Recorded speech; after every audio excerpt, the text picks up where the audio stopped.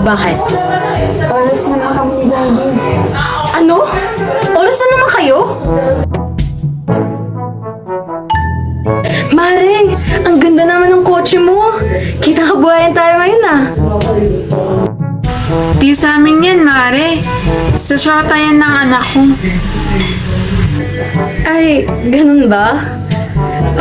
Yun ba yung matangkad? Balita ko madatong daw yung syota ng anak mo eh. Baka sa susunod tawagin na kitang Madam Auring yan ha? Hay nako, Mare. Tigilan mo nga ako. Madam Auring, Tess, Oh, ano? baka pwede naman akong pautang. Kahit sardinas lang. Utang na naman. Dihins ka pa nagbabayad nung nakaraan. Alam mo naman yung sitwasyon ko, di ba? Ito kasing waswas ko eh. Sabong ng sabong, ulat naman lagi. Alam mo, kung denhins lang talaga to, Igo, matagal ko na to iniwan. Sabi ko naman sa'yo, dihins nakakain ng kagwapuhan.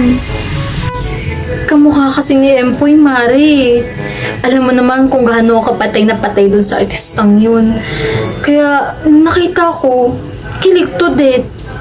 Then hints ko naman alam na tong goods to death rin pala ang dadatnan ko rito. Kaya, sige na. Pautang naman no. O siya, sige na, Mare. Basta, bayaran mo yan sa susunod, ha? Siyempre naman, Mare. Wala ka bang tiwala sa akin? Hayaan mo. Sa susunod, may datong na ako. Mare! May datong na ako.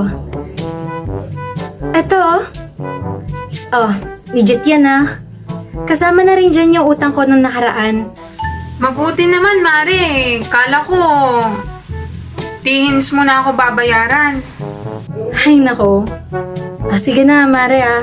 Una na ako.